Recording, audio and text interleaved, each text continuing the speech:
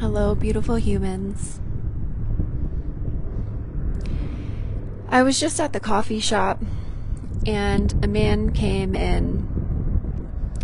He was clearly foreign in some way, like he wasn't from the United States.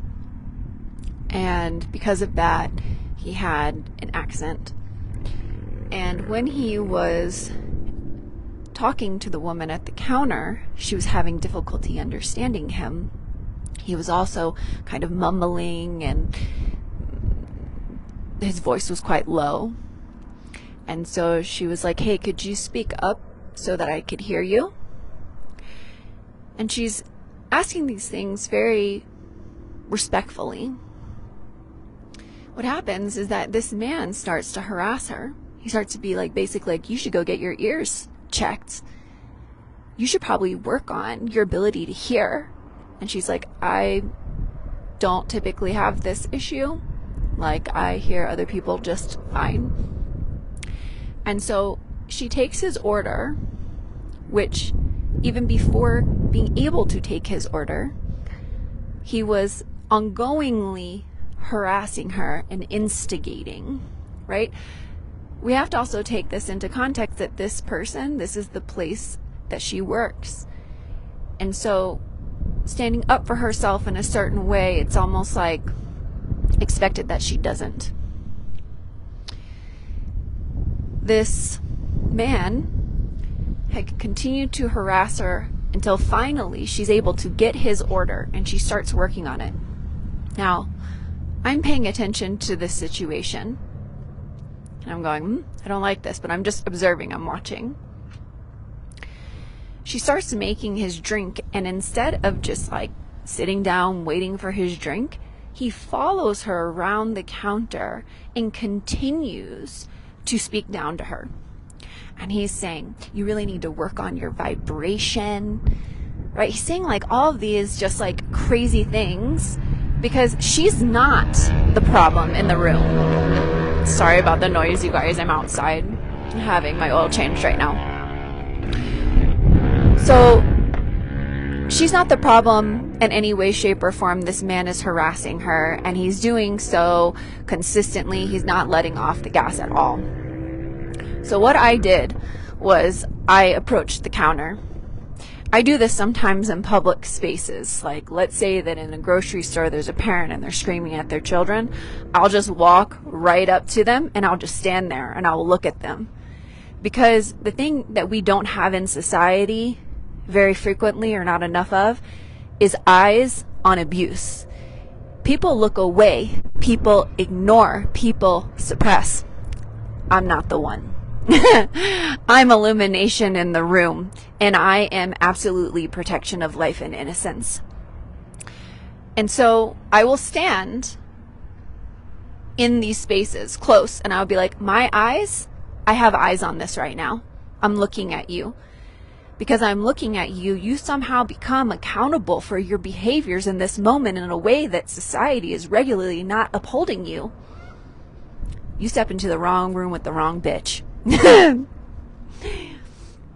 So I stand there and he's looking at me because I'm staring at him.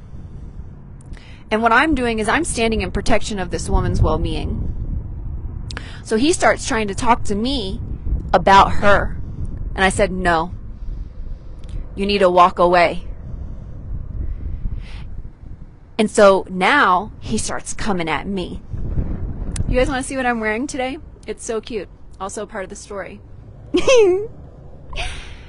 So this man says that I'm half naked. He's like, "Oh, you're half naked walking around in public," right? Like he was just a nasty, nasty person. And the things that he was saying had no validity. It has nothing to do with his disrespect. It has nothing to do, like what I'm wearing has nothing to do with anything at all whatsoever, right? This is like a very childish mindset.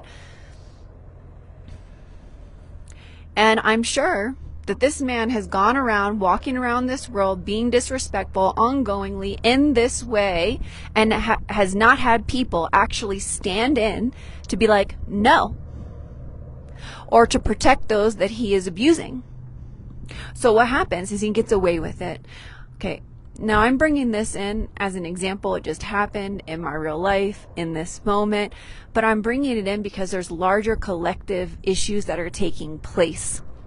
And this has to do with what I call the missing masculine, because the masculine, that's base code protection. Men are supposed to protect life. They're supposed to protect innocence. And what's happening is the vast majority of men still currently are not actually in that role. And so what happens is that dysfunction amasses, wars happen, significant forms of abuse are taking place. There's no actual justice in a justice system. So the perpetuation of abuse amasses and continues because we don't have people stepping in and holding people accountable truly. Now, I get this from my father. I get this righteous nature from my father. I get this from witnessing a man even since I was a child who, if something was happening in public and it was like, oh, that's wrong, right? Like a man is speaking disrespectfully to a woman that's a cashier, my dad's going to say something. And so I watched that over and over and over again. And I'm by no means saying that my dad is a man of alignment or embodying the true masculine. But this thing, he did model to me. What I oftentimes witness now more than anything is actually women protecting life. They're taking on the role of protection where the masculine is meant to be occupying that role. And it's quite unfortunate because this also means that it takes her in some ways out of the roles that she's meant to occupy that are, oh my gosh, so important for the evolution of humanity. But if there's absence in a role that needs to be filled and it comes to something like this degree of injustice, like abuse onto people in public, then for me, it's my responsibility to step in. Like, I didn't even think. I'm observing. Something's not right here. This man's speaking disrespectfully to this woman. Let me see how this is going. And then it wasn't even literally a thought in my mind. It's just my predisposition. I just got up, stood right next to him, am looking at him. I'm telling him, you will not be, I literally said, you will not be harassing her in my presence. I will not allow you. He's like, you need to go away. I said, no, I will not be going away. I will be standing right here, right now, in protection of this woman that you think it's okay to speak to in this way. This will not be happening when I am here. And so he continues to hurl, like, insults that have nothing to do with anything. And I know this person is not going to receive anything that I'm saying, right? Like, I have no expectation that he's actually going to receive the words coming out of my mouth.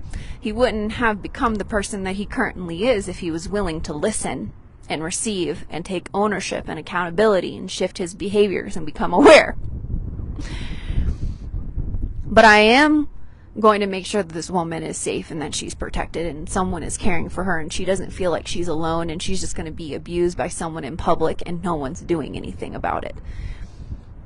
And so, as I'm speaking, I'm like, no, you don't get to respect her, and he's hurling things and he wants to escalate things and he won't let it up. He won't go quiet, right? At some point, I just start speaking light language. Now, this is a tool that I use in my toolbox. I'm not saying this tool is for everyone, but this is a tool that I use because, see, what happens is that when someone is not going to receive what is being spoken, I will use light language so that it confuses them for just a moment. They're almost like, I have no idea what's going on. What happens is it actually changes the brain chemistry in that moment. It's sort of like if you know someone who is dissociative, when they dissociate, sometimes you can bring them back by slapping your hands together like a clap. It like turns something else on. There's like, right? So I'm doing something similar when I'm speaking light language in this way, and I can also speak it quite fiercely. And the other part of this is because, look, I'm looking at this person and I'm talking to their crazy and I'm telling their crazy to back up.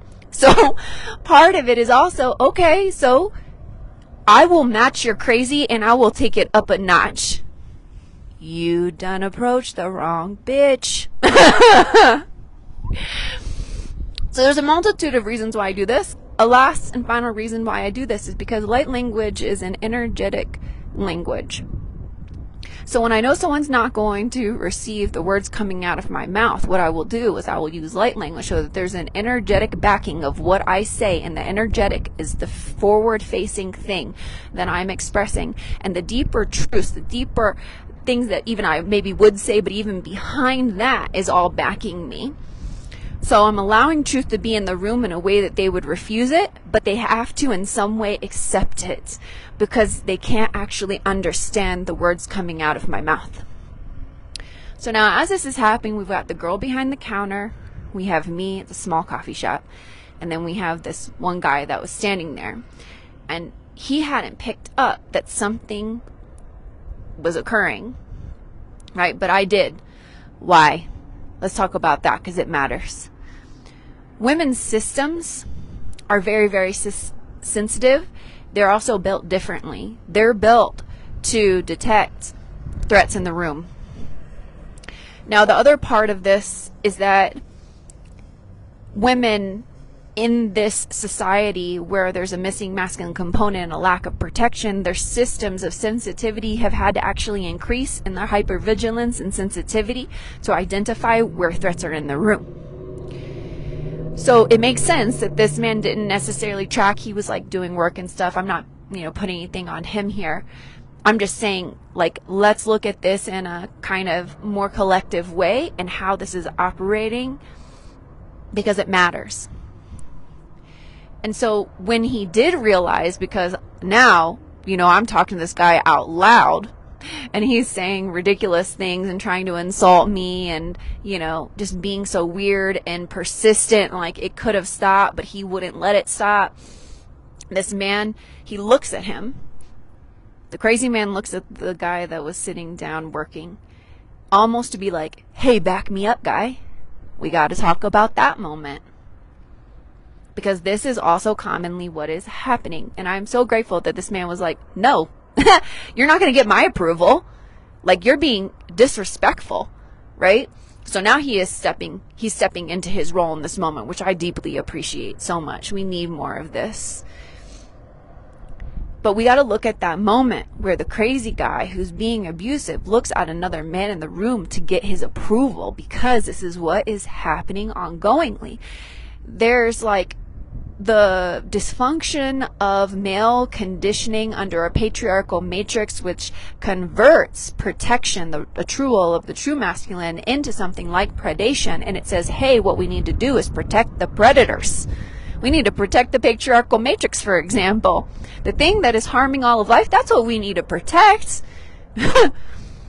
So it converts in moments like this relationally into these types of dynamics. And there are men who look to other men to co-sign on that dynamic, which is deeply unhealthy and also harmful.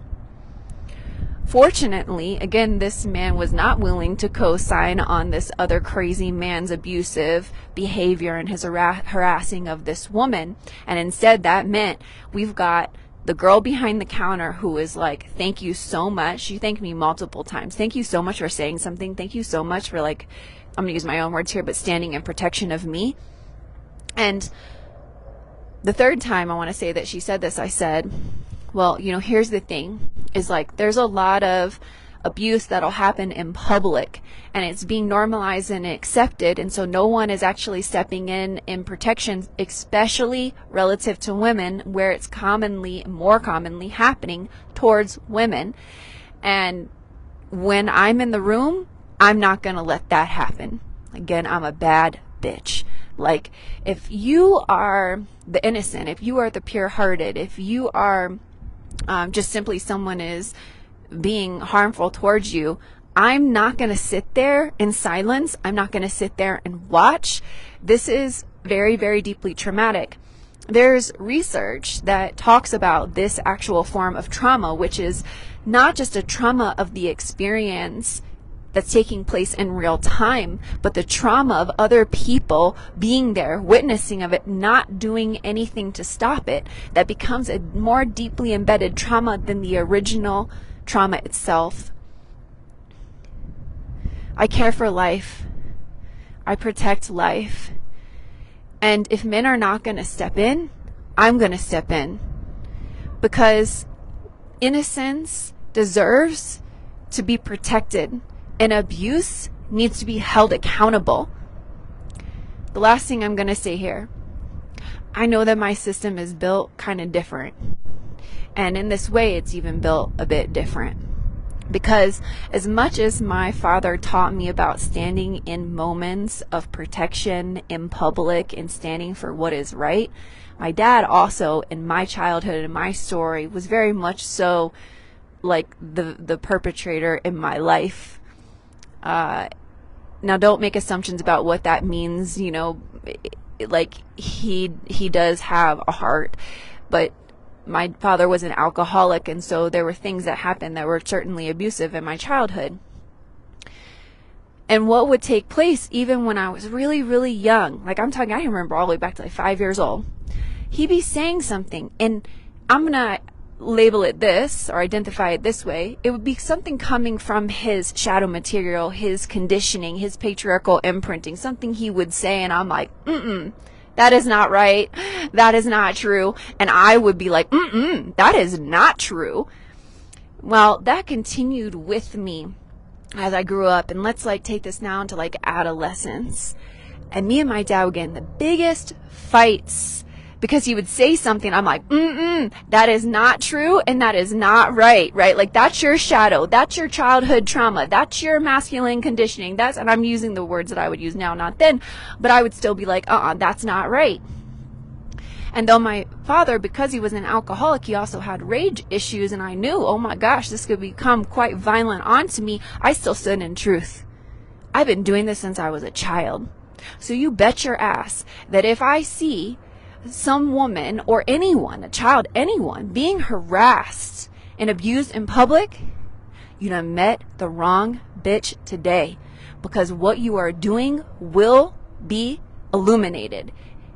I will stand in protection. I will point out what is going on. I will make sure that this thing stops right here, right now.